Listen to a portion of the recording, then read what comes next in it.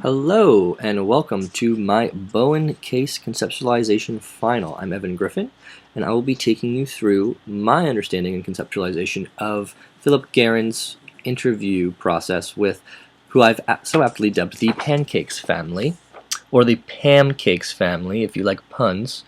I know some of you will get that. So here's their genogram. It's not very extensive.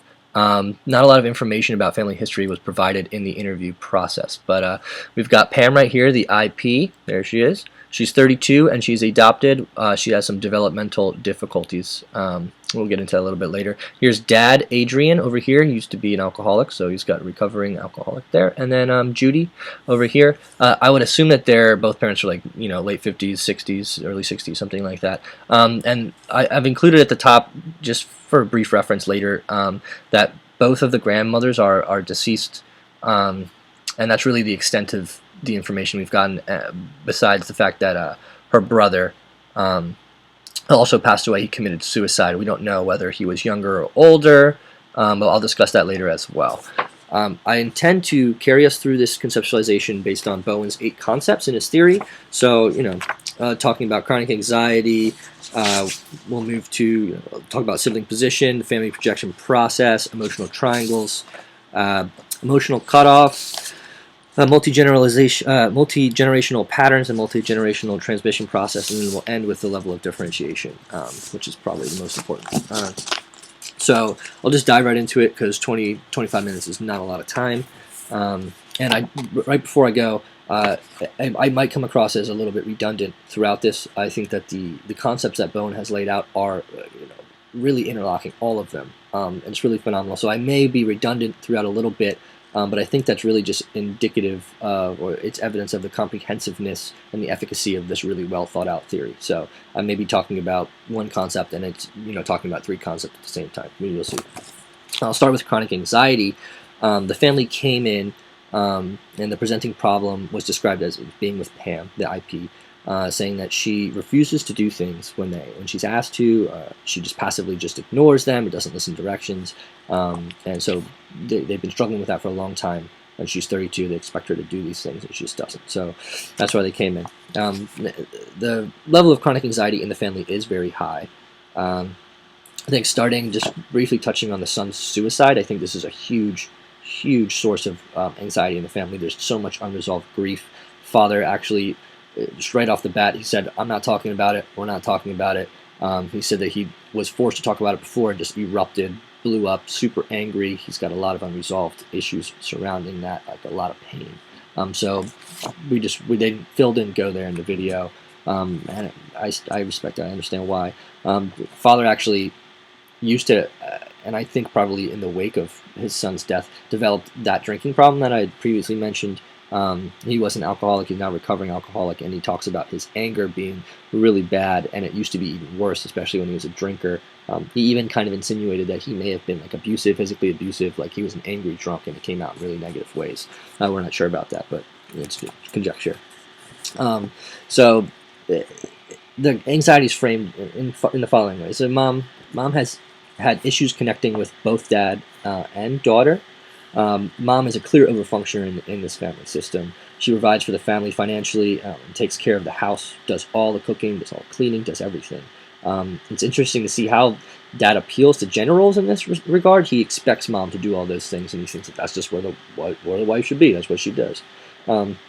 Excuse me. And he also expects her to work and bring in money, and at the same time hates that she works. So he's immediately double binding mom.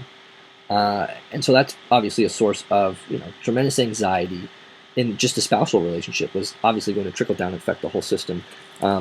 So mom experiences that double bind and almost like this cutoff from both other family members, which is really sad and obviously a source of anxiety for her, especially as an overfunctioner who's really trying to just provide for everyone. Dad is the clear underfunctioner. It depends on his wife to do everything, and when she's not around, attempts to get the daughter to do things in the same way he expects the wife to. Beyond that, because his wife is the overfunctioner and he knows it, it seems as though he's taken advantage of her frequent absences, like at work and everything, from the home to forge a close relationship with Pam, presumably to compensate for his underfunctioning. That's what I framed as. And maybe that he justifies his inaction and unhelpfulness, either internally or possibly even overtly within the family, in and through connecting with Pam in a better and deeper way than mom can. It's almost like to shove it in her face, which is also contributing to the anxiety, and it's an expression of his anxiety, like I need to compensate for something. So before we move to Pam in the chronic anxiety phase, I want to just touch on sibling position. Like I said, we don't really know much about the brother. They were unwilling to discuss it. So it doesn't really matter if he was younger or older, really. He's dead. And so I found it most easy and actually most relevant to think of Pam as an only child in the system. And it kind of comes out, it's identifiable. So it's somewhat represented by her expectations of being spoiled, doted on, and taken care of, supported, which her parents do. But it also comes out in her parents' expectations of her. And there's no one else in the system except for her, so they do expect her to do things. They have high expectations of her, despite her developmental delays, because she's very capable. She has a job and everything, and she is an adult child. So it definitely plays out very visibly, as we'll see later when I talk about the interlocking triangles in the family. A lot can be discovered about the family projection process. This is a little bit in reference to what I was talking about in the redundancy, when talking about Pam's role in the family in terms of chronic anxiety. So we'll definitely get a lot of this coming up. The family's 100% organized around Pam. And so the way in which the individual family members fight for power, individuality, and like a lower level of anxiety are primarily through attempting to triangulate Pam and to project into and onto Pam. So Pam's the adult child. She has her cake and she wants to eat it too. She's pretty much living the dream. She's orchestrating everything pretty well. Pam seems to like to play the unwitting victim. She plays dumb and claims ignorance in order to avoid responsibility. She has these developmental difficulties, which allow her to take advantage of that position, and her parents play right into it. Both parents are highly enmeshed with Pam, not only because of these developmental difficulties, but also because of the way she kind of orchestrates the family around her to maintain her comfort. But also, probably in the wake of the loss of their son, the loss probably made it easier for the parents to justify keeping her in the home, despite that she's 32, has a job, and could be self-sustaining. Beyond that, Dad definitely needs Pam around to help manage his anxiety about his inadequacy and his grief. She is really triangulated there. He needs her in the home so that he can feel kind of important and valuable instead of sorting through the issues with his wife and processing the death of his son. Mom keeps trying to align with Pam and detriangulate her from Dad, but notices that it's just not having much of an effect. So she ends up being like the one who pushes Pam, and this also pushes Pam further away. She pushes Pam to be more social, find a man, be more independent, but at the same time she ends up double binding her, because when Pam retreats and won't do that and won't engage with her, she's like, well, what is this about? Either you love me and be with me, or you get out. And it gets even more complicated because Mom doesn't really want her to leave, it seems like. Really what Mom wants is her to become this fantasy daughter that Mom never had. She didn't give birth to Pam. Pam was adopted, like I said, so she never had that biological daughter that she craves so much, and she really wants Pam to embody those things. And so if Pam were to leave, she loses the chance of having that daughter, and she also loses the conduit, upon which she projects all of her anxieties. And most of these anxieties are expressed by her forcing her ideas and beliefs and values and expectations into Pam, trying to make her that fantasy daughter. Pam, as a result, kind of just stays triangulated with Dad and gets away from her to avoid that double bind. Either love me, be my fantasy daughter, or get out. So Pam just avoids her and stays aligned with Dad. Pam doesn't really have any friends outside the home, doesn't really desire them, so she says. I believe she's probably connected, this is connected to her fear of loss and death. So she was presumably alive when the son died, her brother, and she talks about this fear of losing her parents, and she said it's been alive in her for a very long time. Not just 5-10 years, but 15, 20 plus years. It would make sense to me to think of it in terms of So like when Pam's brother died, that's when this fear became real for her after she first experienced a real loss, real death in the family. So she experienced that, and like that fear of loss became so real for her that she grew so attached to her parents in the wake of that situation, that now she's just become so enmeshed with them that it's almost like if they stopped existing, so would she. So like if she loses her parents, she loses everything. She loses her comfort. So she uses this enmeshment to maintain the homeostasis in the family that she benefits most greatly from, and her mom typically suffers most from. She only feels like she feels like she needs them, and she feels like she fears losing them, to the point that she's just unwilling to stay away from them. Phil asked her if she had gotten a free condo, no, all expenses paid, she could just move out and have it. She would do it. She's like, only if I could bring my parents. Like she's really, really, enmeshed with them. And interestingly enough, she kind of double binds herself, or maybe she's been double binded in this respect, in that she's struggling for her own individuality, and it comes out in terms of like when she wants to go out and just doesn't want to tell her parents what she's doing or where she's going or when she'll be back, because she's an adult, she shouldn't have to. But then when she comes home, she expects them to dote on her and treat her like a princess and do everything for her, and she doesn't expect to have any responsibilities. She just wants to be taken care of and act like a child at home. But then when she wants what she wants her cake, she wants to eat it too, right?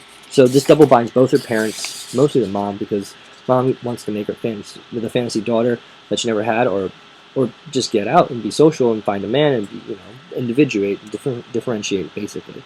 But it also affects the father in that he buys into her being a child, and then kind of wants her to do things that occasionally when she starts acting like an adult, he'll recognize it, be like, do this, and then she doesn't, and then he gets really pissed and angry, and his rage comes out. And so this whole dynamic is contributing a lot to the chronic anxiety in the family. It's Pam's unwillingness to launch, and then the parents enabling this non-launching. It's just causing this amalgamation of anxiety, and it's really messing up the way the system works. And it's obviously tied to each family member's low level of differentiation. But I'll talk about that in a little bit. I'm going to move to the family projection process, which we've basically been talking about a lot previously. It's tied to mom projecting expectations onto Pam, those values, beliefs, principles, ideas of her ideal daughter. Dad projecting gender roles onto mom, being in the home, doing everything for him. And then Pam projecting like her expectations as being an only child, and having these special needs like to be taken care of, etc. Parents definitely buy into that, and it become the homeostasis for the family, which is exactly why the family came in the first place. They're like, we want Pam to start listening to us and doing things, but we've just enabled her to not do anything forever, and we'll just end up, mom will do it for her anyway. So even further in the projection process, obviously, I think the biggest thing is mom projecting his fantasies, dad projecting gender roles, etc. But I also think that mom can be seen trying to detriangulate Pam and dad by encouraging her to be more social, right? And this frequently and consistently insinuates that Pam should get involved with a man. This is a pretty direct affront on the father-daughter relationship. I saw it's likely that the mom thinks that if the relationship loosens between dad and daughter, that there will be, with the entrance of another male into the system, like if Pam got a boyfriend or something, mom would be able to gain some ground and be able to begin aligning with Pam and loosen, that triangle with mom, with dad and daughter. Beyond that, I would wager that dad projects onto Pam as well some of his expectations or associations of his deceased son, the one who committed suicide. We didn't get a lot of information about that, but I would wager that that's definitely happening. So in terms of emotional triangles, they're very interesting. Obviously, there's a triad in the family, mom, dad, daughter, and this plays out in different ways. There's a clear triangle between, Pam and dad. They line against mom almost, and she was kind of resentful. It's got to be really hard for her, especially since she wants this daughter so badly that she could never have. Pam avoids the double bind situation from her mom, about both leaving and finding a man and staying and having a relationship with her by remaining aligned with dad in a triangle. She avoids the anxiety by resting in dad's support of her choosing to stay, living at home in the wake of his grief about the loss of his son, and aligning with him against mom's over-functioning. for him to feel valuable and significant, because he just doesn't contribute. This has allowed her to continue with her oppositional behaviors without punishment. Sometimes the parents align together. Doesn't seem very strong when they do. They're just trying to get Pam to do something. And then the daughter goes passive, uses her symptoms as a source of power, and then just kind of cuts off. And it's an example of emotional cutoff. The anxiety in Pam is pretty much expressed by her depending on her symptoms and blaming her parents for keeping her, where she is, instead of admitting there's a problem. And those are the roadblocks between mother and daughter. There's a triangle between mom, dad, and work. So where mom escapes the anxiety of her spousal relationship and her lack of relationship with her daughter by working. She escapes the double bind from her husband by staying away from the home. Another example of emotional cutoff. And frequently attempts to triangle Pam in order to provide herself with greater stability in the home and less anxiety for herself. Dad has Pam in the home to help manage his anxiety. Mom is left out and becomes the victim. So she just kind of tries to stay out of the home, and she uses work as a way to do that. And then mom, Pam, and work to escape the anxiety, mostly self-imposed, of the lack of close relationship she desires to have with Pam. She stays at work. Again, mom has this fantasy view of the daughter, clearly projects onto Pam and applies certain expectations and values, beliefs, etc. onto her.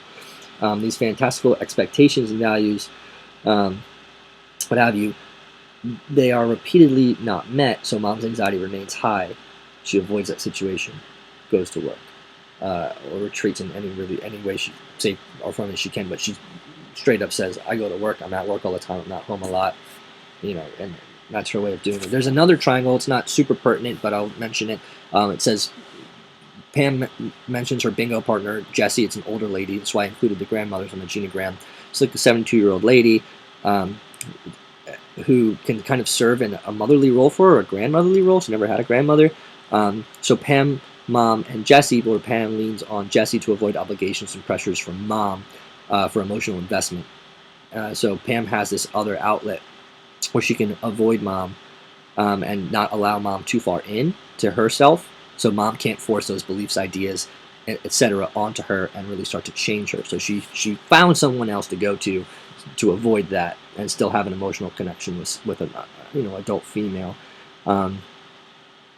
And it could be to escape the parental triangle where mom and dad are trying to align against her as well, but that's really not that pertinent. We'll go into emotional cutoffs. I've mentioned briefly. Mom cuts off from dad in a lack of relationship with Pam with work, like I said. Dad cuts off from the wife, the death of the son, and from feeling useless by forging a close relationship with Pam. And to contrast the over-functioning of his wife, Pam cuts off from mom's attempts at projecting her fantasy expectations by aligning with dad and replacing grandmotherly figure with Jessie. She's able to do this because there are no expectations from Jessie. Like, she's not really her grandparent, and grandparents don't really have expectations. They just kind of spoil you, and you don't really have to deal with the repercussions as a grandmother. You give the kid back, so she doesn't care. She'll be that grandmother for her, and Pam loves it. There's an emotional exchange in the family that just doesn't really take place.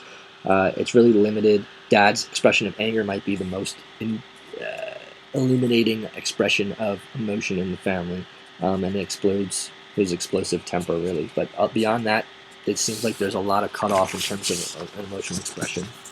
Again, tied to low levels of differentiation. Multi-generational patterns. We didn't get a ton of information, or really any at all, about the extended family, so it makes it difficult to track the patterns in the family. But I'll touch on a few things briefly. So Pam was adopted too, so you can't even get like physiological, biological, or psychosomatic components incorporated into this because they aren't her biological parents. But family strengths, it seems like a fairly close family, like they're super enmeshed, right? So there's that. But substance abuse, father definitely admitted to that, alcohol, and he kind of insinuated that he was physically abusive. In terms of parent-child relations, Pam aligned with Jessie as a grandparent. I don't know if that really plays a huge role. Both Pam's grandmothers died when she was young, so she's maybe reaching for something there. physical mental disorders. That Pam has these developmental disorders, but she's pretty high functioning.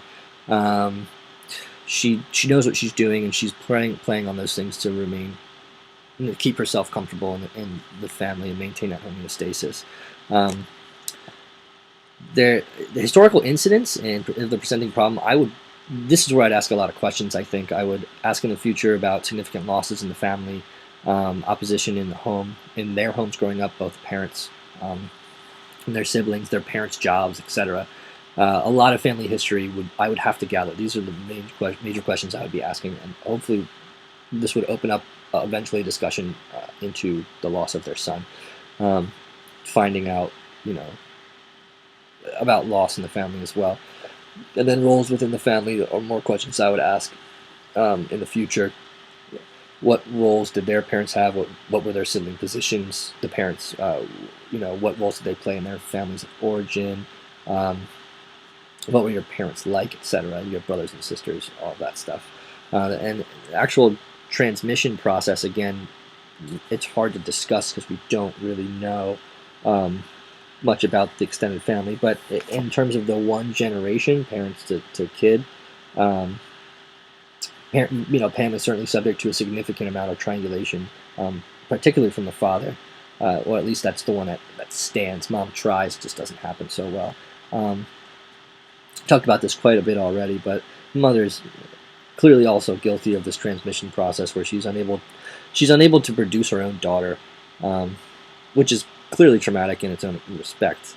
And so she transmits a tremendous amount of anxiety onto Pam.